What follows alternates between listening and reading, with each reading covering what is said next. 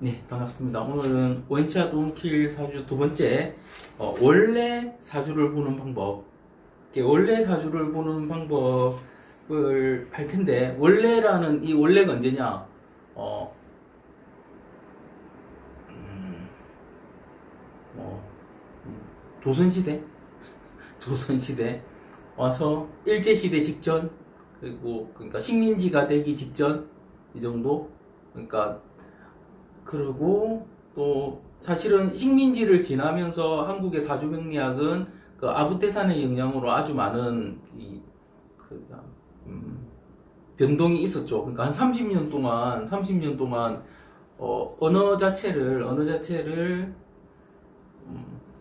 언어를 지배당했다고는 보통 보기 힘든데 어쨌든 학문 자체를 말살당하면서 실제로 사주명리학 자체도 많이 말살시켰죠. 많이 말살시키고 그 다음에 뭐 종교적인 부분도 많이 말살시키고 좀 더 그러니까 식민 지배를 하려면 정신적인 부분을 지배해야 되기 때문에 정신적인 우월성을 강조하는 그런 형태로 많이 했기 때문에 한국의 사주명리학이 많이 죽었고 그 다음에 아부테산식의 일본의 사주명리학이 많이 떴고 아직도 그런 사주명리학을 하신 분이 많으시기 때문에 그래서 여기서 제가 말씀드린 이 원래라는 거는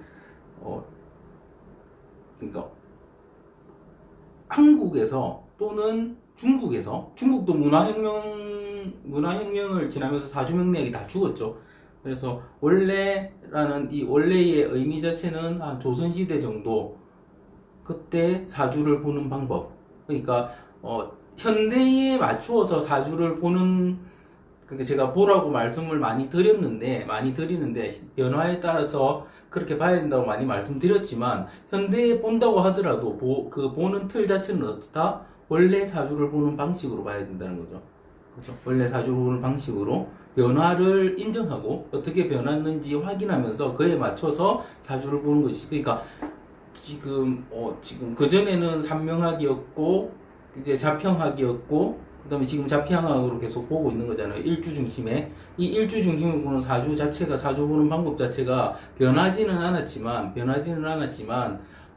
이제 이 원래란 말을 집어넣은 이유는 뭐냐면 이제 격이 더 중심이 되고 뭐 용심이 더 중심이 되고 아니면 또 다른 게 중심이 되고 또 새로운 이게 학파가 나오고 보는 방식이 나오고 이런 식으로 계속해서 변화하고 있는 그런 형태. 그런데 그 변화하는 형태가 사실은 사주의 기본 이론, 전통적인 사주의 기본 이론에 기반한다기보다는 이제 그러니까 원래 사주에서 파생된 이론을 가지고 또 파생시키다 보니까 엉뚱한 대로 많이 흐르는 겁니다. 그래서 제가 원래는 말을 썼다는 거죠. 그래서 그 원래 사주 보는 방법에 대해서 말씀드리고 싶었고 사실은 지금까지 제가 계속 드린 말씀이 원래 사주 보는 방법이었죠. 방법 자체.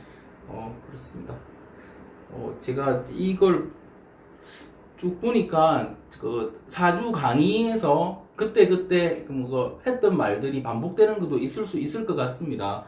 그래서 반복된다 싶으면 굳이 뭐 안 들으셔도 되는데 같은 강의도 계속 들으면 뭔가 내가 뭐 체킹 못한 부분을 사로 캐치할 수 있는 부분이 나올 수 있기 때문에 뭐 그래도 들으시는 게 낫지 않을까 싶습니다. 그리고 제가 강의를 하나 탁 올렸는데 나름 그러니까 저는 반응을 뭐 일반인들의 반응도 보지만 업계에 계신 분들의 반응도 많이 봅니다. 그쪽 반응이 꽤 괜찮았어요. 그래서 이것도 좀 띄엄띄엄 설명한 걸 다 모아서 이 책 내용들을 다 모아서 설명하면 도움이 많이 되겠다 그런 소리를 들어서 그리고 일반 분들도 뭐 강의한다는 자체를 좋아해 주시는 분들이 많으셔서 일단 한번 진행해 보도록 하겠습니다. 그러면 많이 길었죠 앞에 말이 원래 사주 보는 방법 보겠습니다. 앞에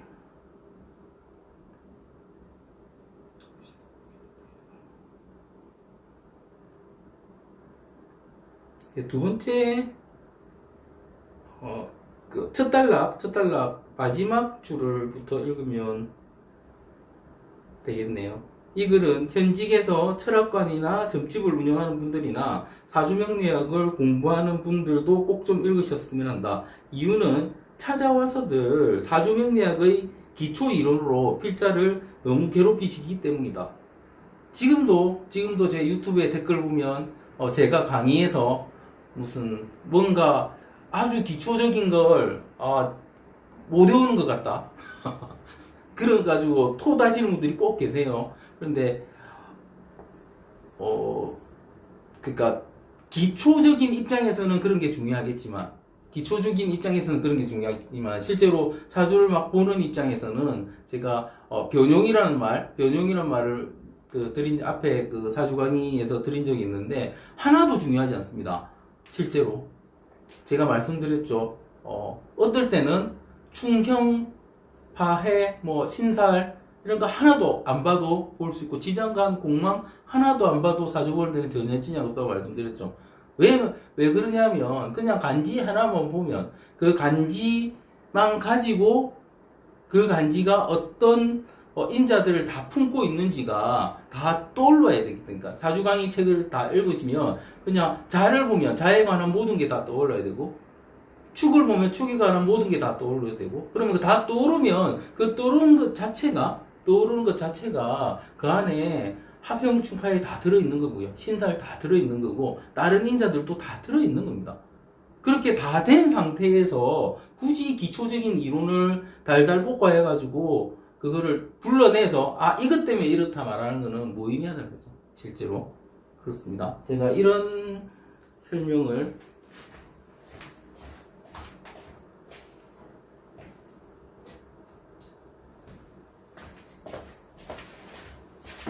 제가 예전에 합천 있을 때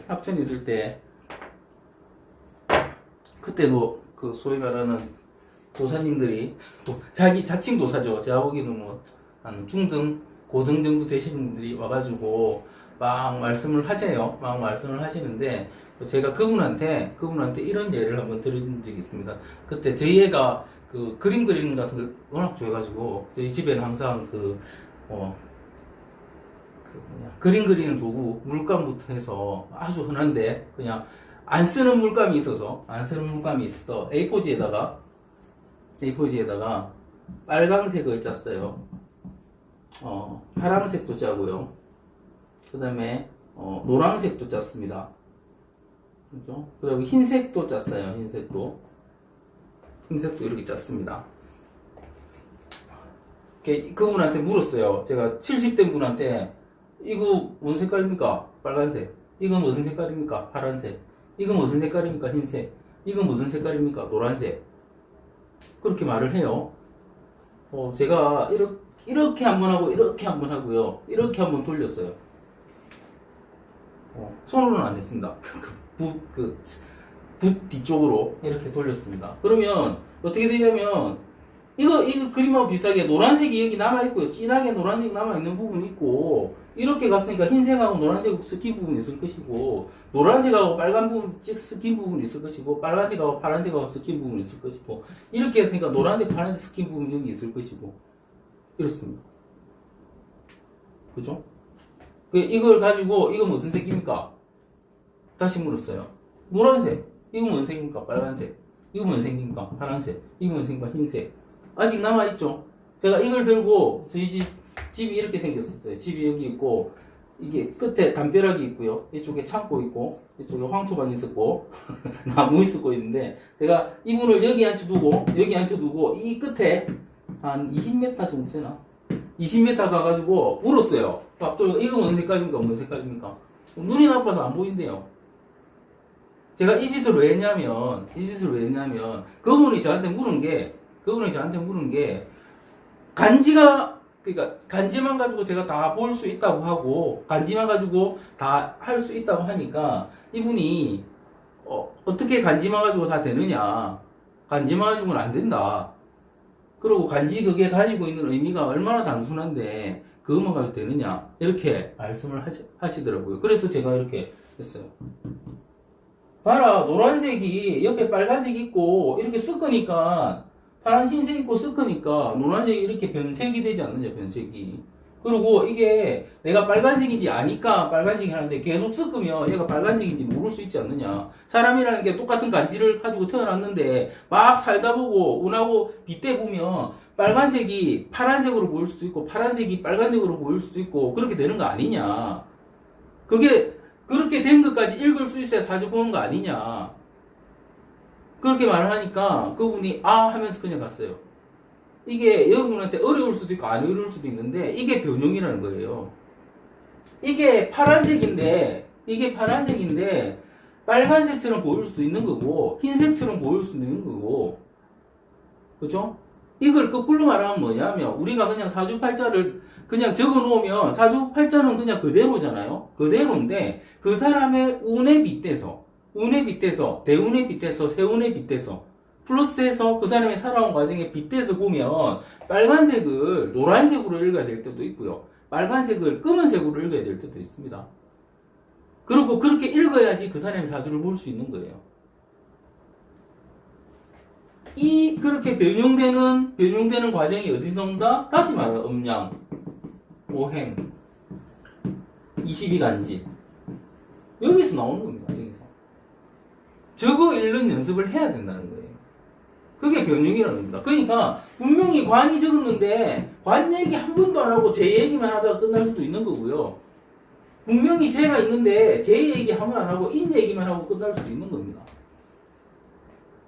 어떤 사람은 그렇게 산다고요. 그런데 어떤 사람이 아니고 대부분의 사람은 그렇게 똑같은 인자를 다르게 써먹고 삽니다. 그거를 읽어내야 되는 거예요. 사실은 제 앞에 170개 사주 강의를 다 들으신 분들은 어렴풋이 하시는 분들도 있으실 수도 있다고 봅니다. 근데 이 레벨까지 가야지 사주를 볼 수 있는 거죠.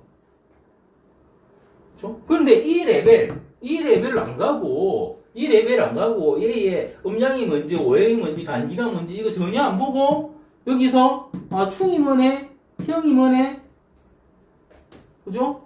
그다음에 뭐 신살이 어떻네 뭐 이런 식으로 해버리면 답이 안 나온다는 거죠. 그렇죠? 그 다음에 더 다른 얘기죠. 격이 뭐니 용신이 뭐니 하나도 답이 안 나온다는 거죠. 그렇죠? 그러니까 이게 어찌 보면 아주 어려운 얘기고요. 어찌 보면 아주 쉬운 얘기입니다. 어찌 보면 아주 어렵고 어떻게 보면 아주 쉬운 얘기입니다. 내가 있는 그 자체로 해석하려고 노력할 것인가 아니면 여기다가 무슨 공식 자꾸 대입해서 뭔가 특이하게 한 방에 알 수 있는 걸 찾아낼 것인가의 문제인 거예요. 그런데 실제 원래 사주론 방식은 뭐다? 이 방식이라는 거예요. 이 방식. 그렇습니다. 그래서 사주명리학은 자연에서 나온 학문입니다. 자연 만물은 있음과 없음, 어두움과 밝음, 차가움과 뜨거움, 덜함과 더함, 즉 음과 양으로 이루어진다. 그래서 사주명리학을 자연론, 음양론이라고 부른다. 하지만 사주명리학을 음양론으로 공부하는 사람은 거의 본 적이 없다. 사주를 보러 온 사람에게 당신은 음이요, 끝. 그죠? 당신은 음이요, 끝. 이렇게 사주 보시는 분 본 적 있습니까? 근데 저한테 오신 분들 중에는 제가 그런 거 많이 들으신 분도 있을 거예요. 당신은 뭐다, 끝. 그죠? 한마디로 끝내요. 당신은 뭐다, 끝. 그런 분들 되게 많습니다. 예, 이거 강의 들으시는 분이 그런 분들 있을 거예요. 그러면 처음에 그게 뭔데 할 거예요. 그죠? 그게 뭔데 할 게 아니고 그게 뭔데 하죠. 거기서 풀이를 해주는 거죠. 거기서 풀이를 해주는 거죠. 그렇습니다. 할 수 없을 그러니까 일반적으로 그러니까 다른 사람들은 왜 이렇게 못하느냐 그러면 뭐 당연히 공부 부족, 실력 부족 뭐 다 있겠지만 가장 큰 거는 사실은 자신감 부족이라고 봅니다. 자신감 부족. 왜 자신감 부족이냐면 그렇게 정의해 놓고 그렇게 정의한 게 맞을까 하는 자신감이 부족한 거고요. 그렇게 정의해서 그 정의된 걸로 가지고 그 사람의 인생을 풀 수 있는가? 예, 자신감 부족이라고 봅니다. 그리고 그 사람이 뭐라 할 수 있잖아요. 온 사람이 비싼 돈 내고 왔는데 한마디로 끝내? 그게 뭔 사주 보는 거야? 했을 때 클레임을 제기했을 때 그렇죠? 그 클레임에 대한 답을 할 수 있는가에 대한 자신감 그런 자신감이죠.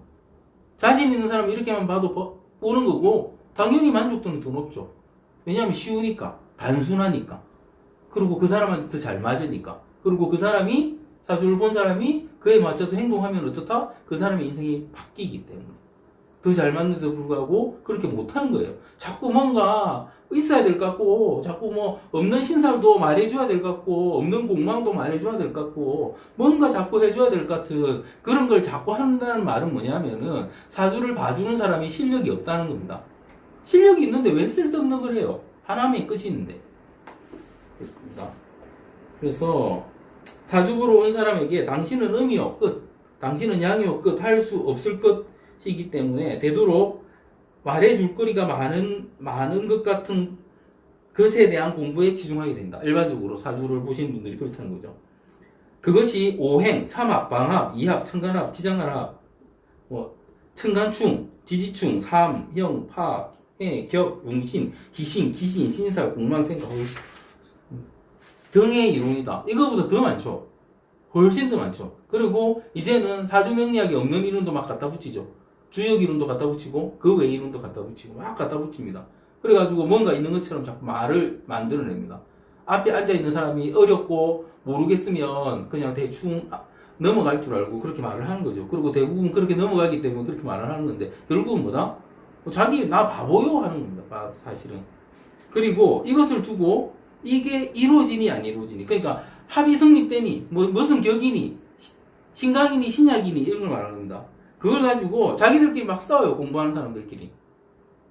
그죠? 성립되니 안 되니를 겨우 사주 8자를 놓고 대립하는 것이다. 이게 얼마나 어리석은 일이냐면 그 쟁점으로 대립하는 사주팔자를 생년월일로 환산해서 그 생년월일시에 태어난 사람을 찾아서 물어보면 된다. 이런 거죠. 그러니까 저의 해법은 이거였어요. 왜 그거까지 싸우지? 성립되는지 안 되는지? 왜 글자 8자 가지고 싸우지? 그때 그날 그 시에 태어난 사람 찾으면 되잖아요. 그러니까 그 사람이 어떻게 살았는지 물어보면 되잖아.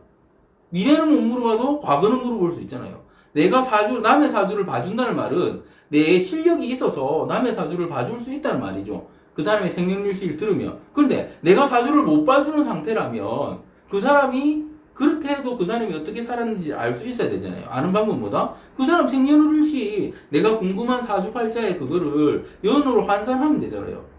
생년월일로 환산해서 그 사람 찾으면 되잖아요. 옛날에는 찾기 힘들었을 거예요. 그런데 현재는 어떻습니까? 그죠? 띠모임 가면 돼요. 띠모임. 요즘도 띠모임 있겠죠 뭐. 그죠? 찾으면 되죠. 제가 예전에도 이런 다른 강의에서 이런 말씀 드렸는데 선생님들이 사주 공부의 레벨이 아주 높은 분들이 많으세요. 그분들은 왜 많냐면 일단 학생들이 몇십 명 되잖아요. 학생들이 몇십 명 되기 때문에 비슷한 사주를 가진 애들을 계속 비교할 수 있습니다. 그러니까 내가 사주가 이렇다 공부하고 사람한테 말을 해주는 게 아니고 그런 애들을 보면서 사주를 가지고 역으로 공부하시는 거예요. 그러니까 레벨이 빨리 올라갔습니다. 그렇다는 거죠. 실제 그 사람한테 물어보면 되지. SNS 시대에 지금 몇 년 몇 월 몇 시 태어난 사람하고 손들면 충분히 찾을 수 있죠. 그죠? 그래서 물어보면 되죠. 당신이 이때 어떻게 살았냐, 그때 어떻게 살았냐. 그러면 그러니까 궁금해하는 합축경파의 격, 용신 이런 게 뭐 신약 신강 이런 게 어떤지 그 사람을 보고 이해하면 되잖아요. 그죠? 이해하면 되잖아요. 왜 싸우고 앉아 있습니까? 이게 이해가 안 된다는 겁니다. 이런 부분이죠. 그래서 저는 이렇게 실제 찾아다녔습니다. 그죠? 실제 찾아다녔습니다. 이제 중간쯤에 그러니까 요새 같은 SNS 시대라면 그러니까 몇 월 몇 시에 태어난 사람 찾아야 하면 다 찾을 수 있고 또 뭐 네티즌들이나 요새는 네티즌이라는 말도 잘 안 쓴다. 다 찾아주죠. 찾을 수 있다는 거죠.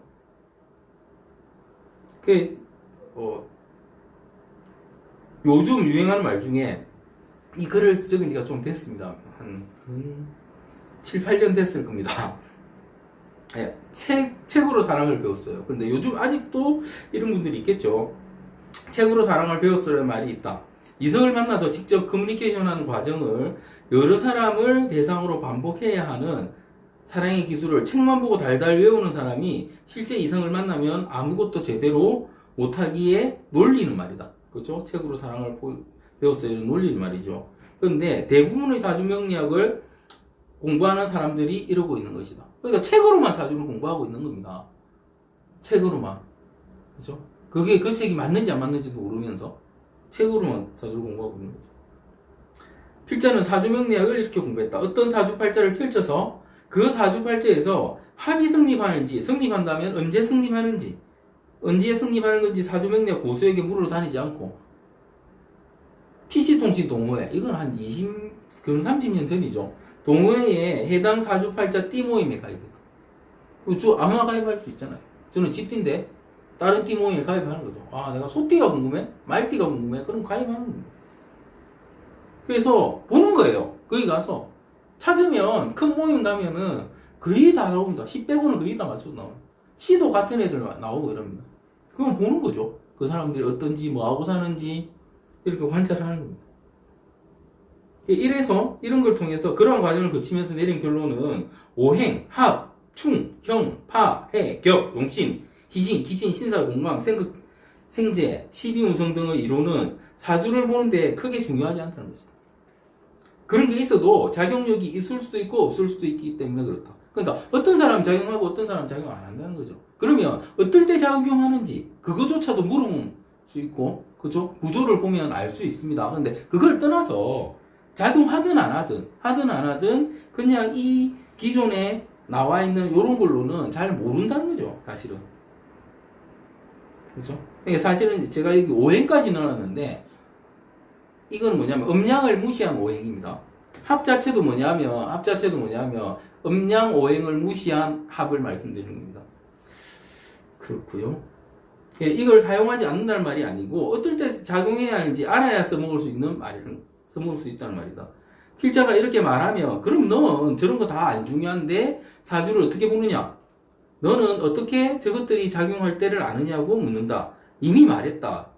음양으로 본다고. 자연을 관찰해서 22간지에 대입해 보면 안다고. 원래 사주명리학은 음양으로 봐야 하고 자연에 대비해서 봐야 하는 것이다. 이걸 제가 170강에서 다 말씀드린 거죠. 170개 강좌에서. 그렇습니다. 그래서 이 부분을 모르겠으면 170개 강의를 다 들어보시면 됩니다. 간단하죠. 그런데 올라와 있습니다. 이동원의 사주강의. 다시 말하지만 필자는 있음과 없음, 어두움과 밝음, 차가움과 뜨거움, 덜함과 더함, 즉 음과 양으로 사주를 본다. 여기에 세 가지 도구를 더하게 된다. 좌표론, 이면론, 환경론이 그것인데, 좌표론은 인간이 태어나서 죽는다는 절대 명제하에서 모든 인간이 그치는 운의 흐름으로 음양을 읽기 위해 필요하다. 이면론은 사주팔자에서 표면적으로 보이는 것의 반대편인, 즉 이면이 주는 삶의 왜곡을 읽기 위해 필요하다. 환경론은 사람의 실제 환경을 말하는 것인데 20대까지는 부모, 40대까지는 직업 등에 따라 같은 사주를 가진 사람도 전혀 다른 삶을 살 수 있기에 질문을 통해 음양과 좌표, 이면에서 읽은 그 사람의 삶을 보증하기 위해 필요하다. 물론 22간지와 십신이라는 사주의 기본 구성이 가장 중요한 베이스다. 이게 필자가 사주를 보는 방법이다. 실제 이게 이 책이 언제 나왔습니까?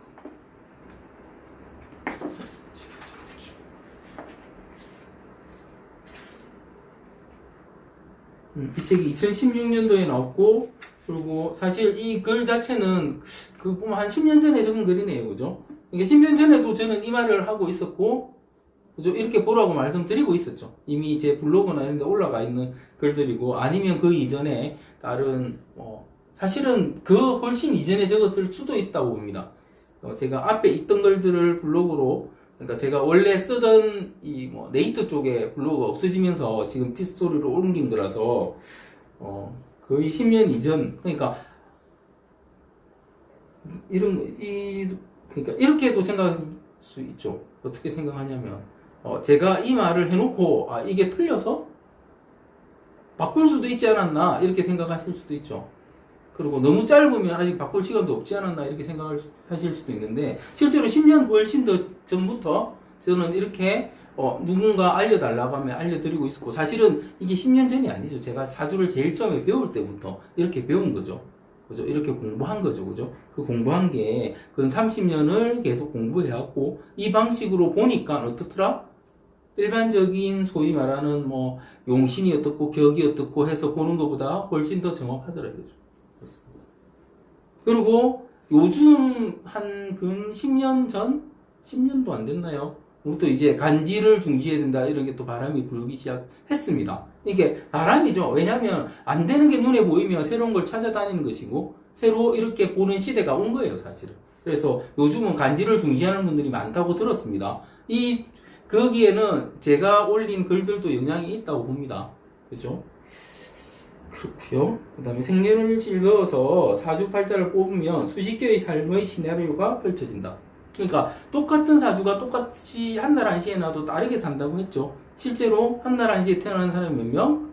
남녀 각각으로 보면 50명씩 50명이 한날 한시에 태어났고 그 50명도 어떻게 산다? 각각 따로따로 삽니다.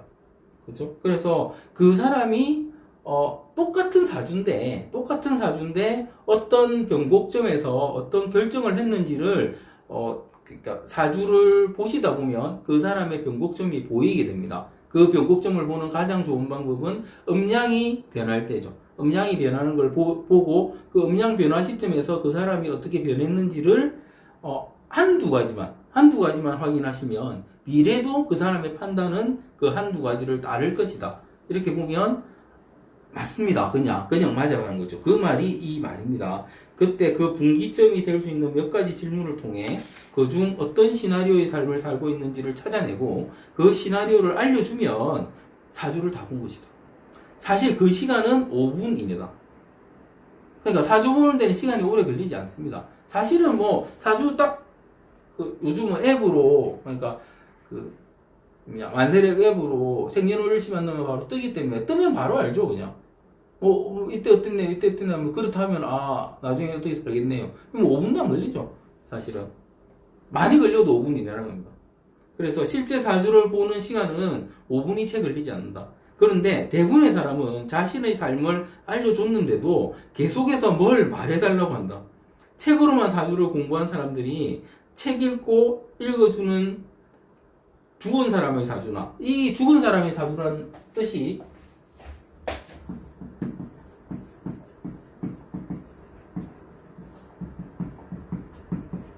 그러니까 이 말이죠. 사주를 말하는 게 사주는 뭐 4, 5천 년을 온 학문이고 어떤 생년월일을 가진 사람이 60년마다 그 사주가 반복되니까 그렇게 산 사람이 어떻게 살았으면 그 다음에 똑같은 팔자를 가진 사람이 어떻게 살 것이다.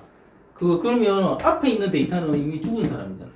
그죠? 그 죽은 사람의 데이터를 말해준다는 겁니다. 그래서 죽은 사람의 사주나 인터넷 사주에 익숙해져 있는 것이다. 그런 걸 듣고 싶으면 비싼 돈 내고 나를 찾아주지 말고 그냥 소설책이나 위인전 읽으면 된다.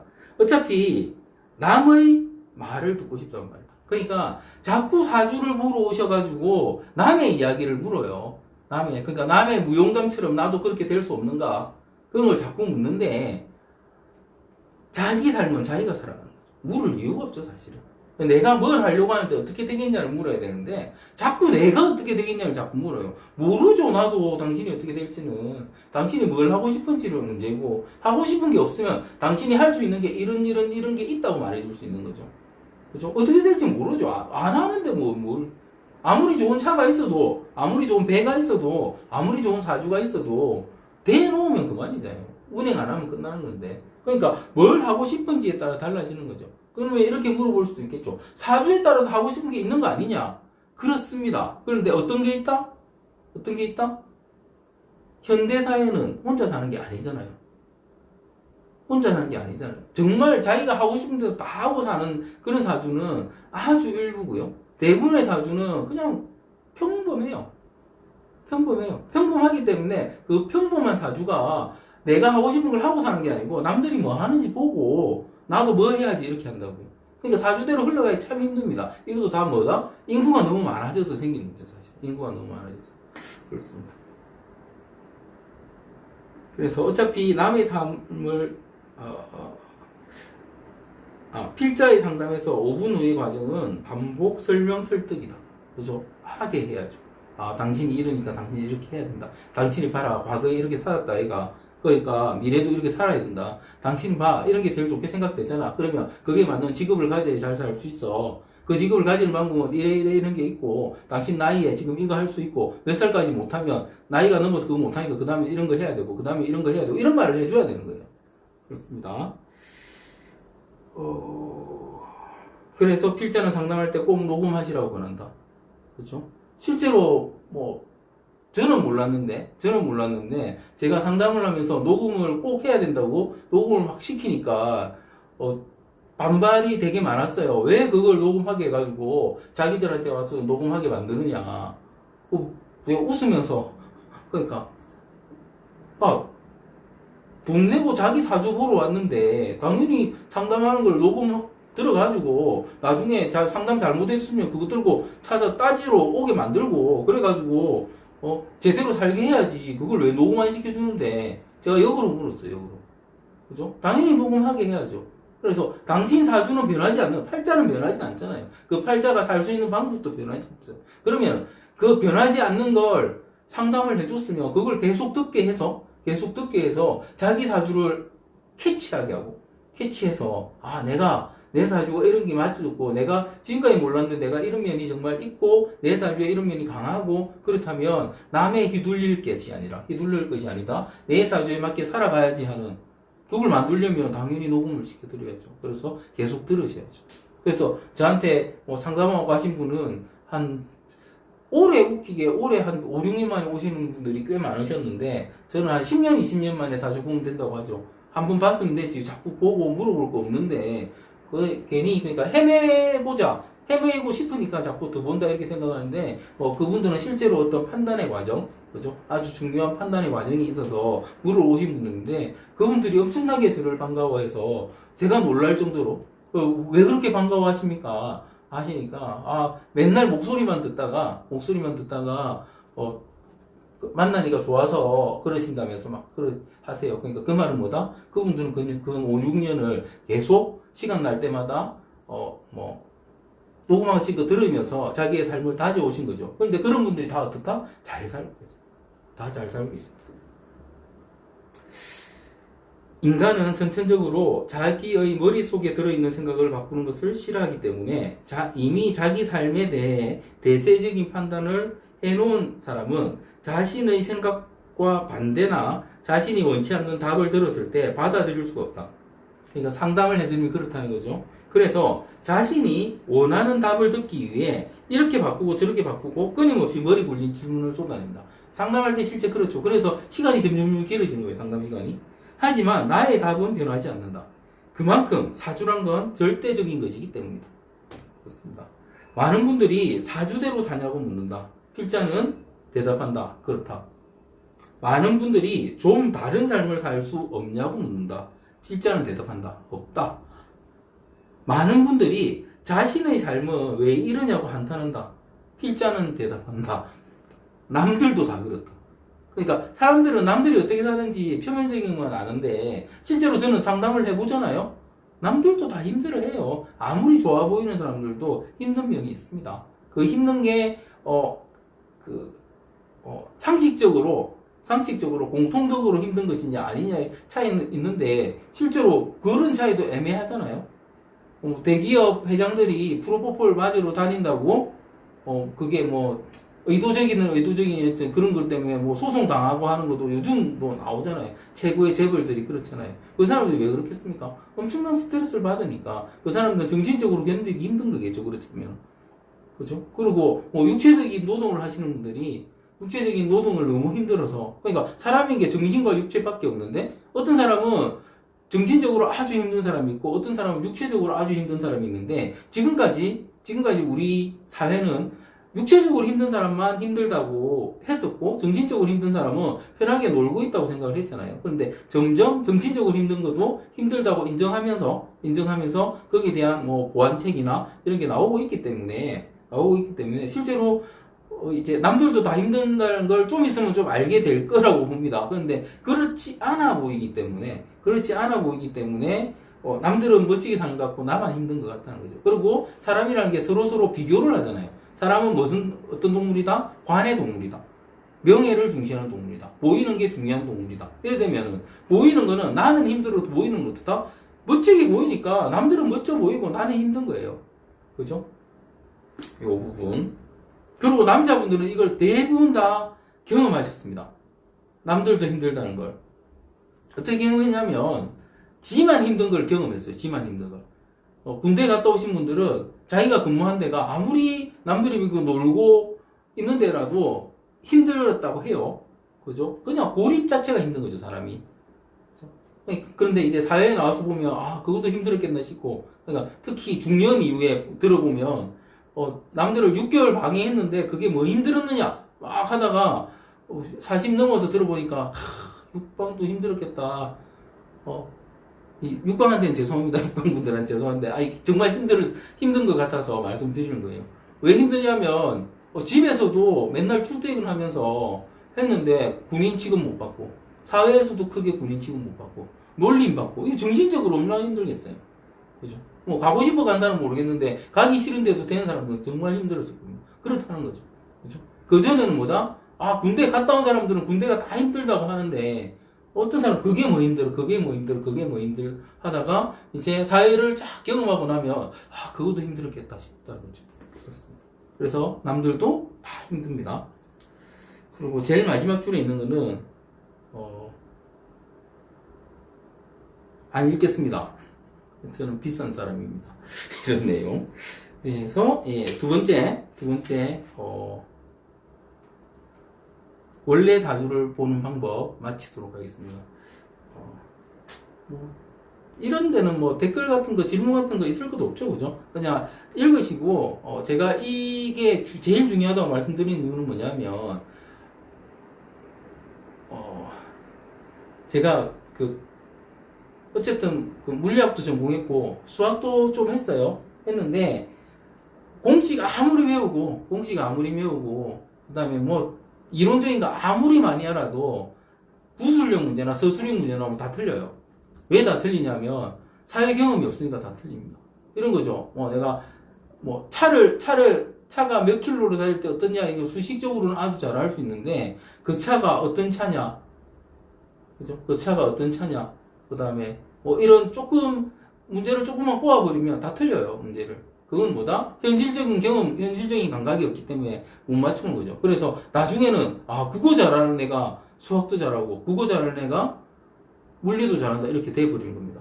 그런데 여러분이 실제 지금 사주 강의나 명리학이라고 공부하신 부분은 대부분 뭐다?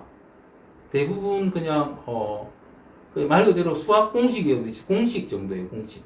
기초 이론 공식이에요. 그런데 실제 사주를 잘 보시려면 어떻다? 국어를 잘해야 됩니다. 국어.